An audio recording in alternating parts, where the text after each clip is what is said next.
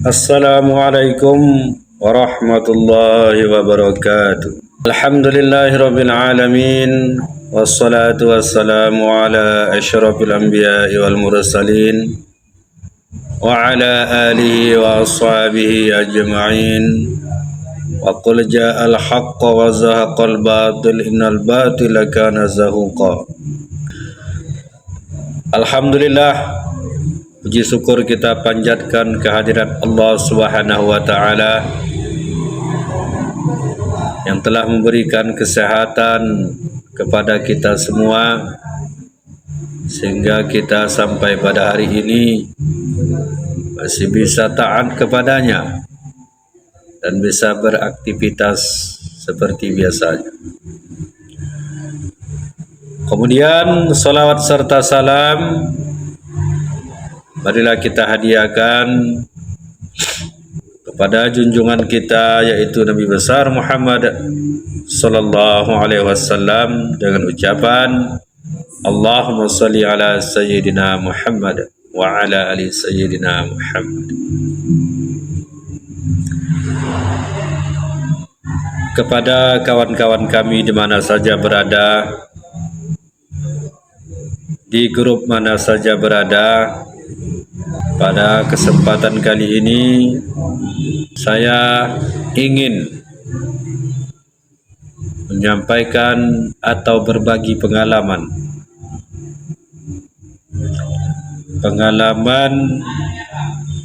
setelah kita tamat dari pondok pesantren, terutama kepada kawan-kawan saya yang berasal dari luar Pulau Jawa dan bukan pula bersuku Jawa. Ada yang suku Melayu, ada suku Batak, mungkin ada suku Bugis. Jadi sewaktu kita memondok di pesantren Darul Pala dulu,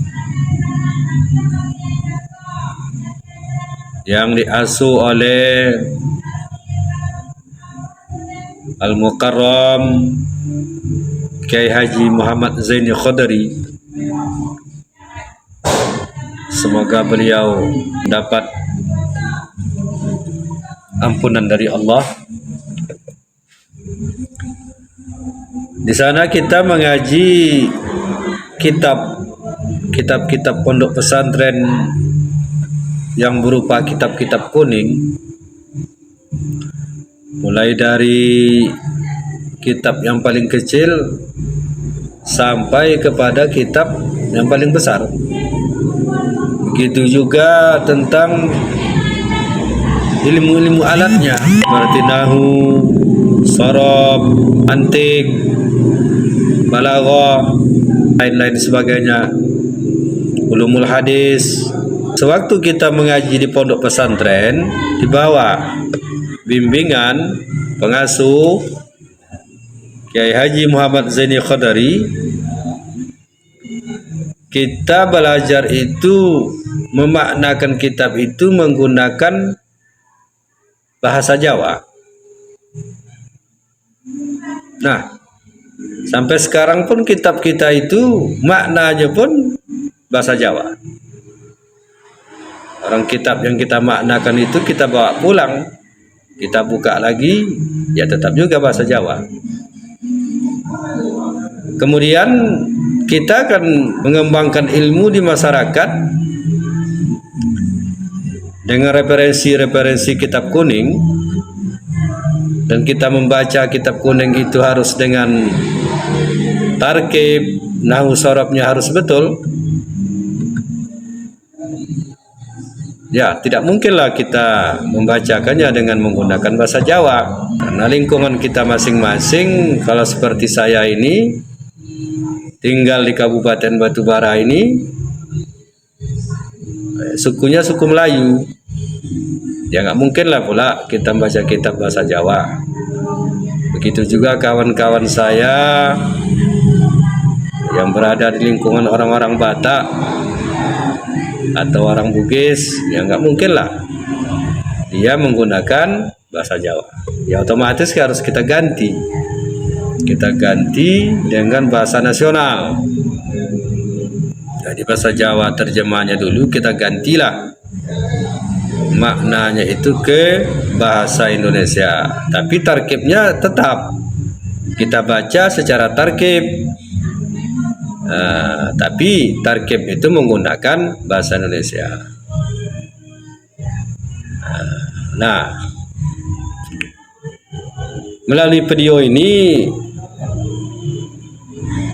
saya ingin bagi pengalaman atau ingin mencontohkan bagaimana cara membaca kitab kuning itu secara tarkib dengan bahasa Indonesia.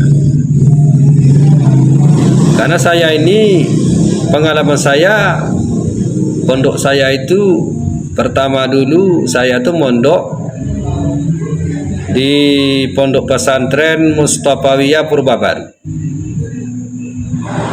Kabupaten Madinah, Mandailing Natal, Provinsi Sumatera Utara. Di situ mengartikan kitab itu dulu bahasa Indonesia, mengartikan kitabnya secara tarkib dan berbahasa Indonesia. Alhamdulillah waktu itu saya sudah menguasai cara-cara membaca kitab itu dengan bahasa Indonesia, dengan tarkib dan bahasa Indonesia. Kemudian baru saya mondok ke Darul Falah Balongsari, baru mengartikan kitab itu dengan tarkib yang berbahasa Jawa. Jadi saya menguasai dua versi, membaca kitab tarkib bahasa Indonesia, membaca kitab dengan tarkib dan berbahasa Jawa. Nah, jadi mana tahu kawan-kawan takkan belum kan kurang tahu yang nggak pernah mondok di Sumatera, orang Sumatera bukan suku Jawa langsung mondok ke Jawa. Jadi nggak pernah mondok di Sumatera, jadi kemungkinan tak kesulitan mengartikan atau memaknakan kitab secara tarkib menggunakan bahasa Indonesia tersebut. Maka pada kesempatan ini saya akan mencontohkannya. Mudah-mudahan bermanfaat bagi kita semua. Baiklah, kita mulai. Bismillahirrahmanirrahim. Faslun, bermula ini adalah satu pasal. Wa furudul wudu'i, dan bermula beberapa fardunya wudu. Sittatu asya'a, adalah 6 macam. An-niyatu, yaitu niat. Inda ghuslil wajhi, ketika membasuh wajah. Wa ghuslul wajhi, dan membasuh muka.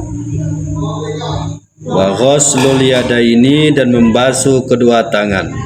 Ilal mirfaqaini, sampai kepada dua siku. Wa mashu ba'dir ra'si, dan mengusap sebagian kepala. Wa ghuslul rijlaini, dan membasuh dua mata kaki, dan membasuh dua kaki. Ilal ka'baini, sampai kedua mata kaki. Watartibu, dan tartib, alama, atas perkara zakarnahu, yang telah menyebutkan oleh kami akannya. Wasunanuhu, dan bermula sunat-sunatnya wudu. Asyratun, adalah 10. Asyratu asya'a, adalah 10 perkara. Atasmiyatu, yaitu membaca bismillah. Wa ghuslul kaffaini, dan membasuh kedua telapak tangan. Qabla idkhalihima, sebelum memasukkan keduanya, al-ina'a, akan wadah. Wal madmadatu, dan berkumur-kumur. Wal istinsaku, dan memasukkan air ke hidung.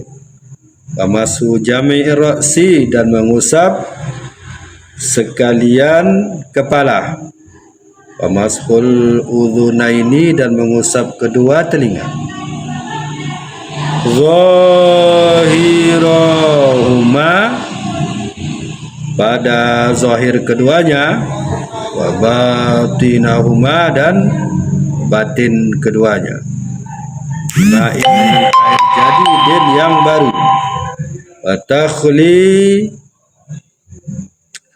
Wa takhlilul lihyati dan mengusap atau menyela-nyelani janggut al-kathati yang tebal. Wa takhlilu asabi'al yadaini dan menyilang-nyilang jari-jari tangan. Wa rijlaini dan jari-jari kaki. Wa taqdimul yumna dan mendahulukan yang kanan alal yusra atas yang kiri. Demikianlah pembacaan kitab kuning dengan terkib menggunakan bahasa Indonesia. Jadi kepada kawan-kawan yang ada di Sumatera atau di Kalimantan, tinggal ganti aja. Kalau di Jawa, mubtada itu dibaca utawi. Kalau bahasa Indonesianya bermula. Jadi kodenya tetap mim.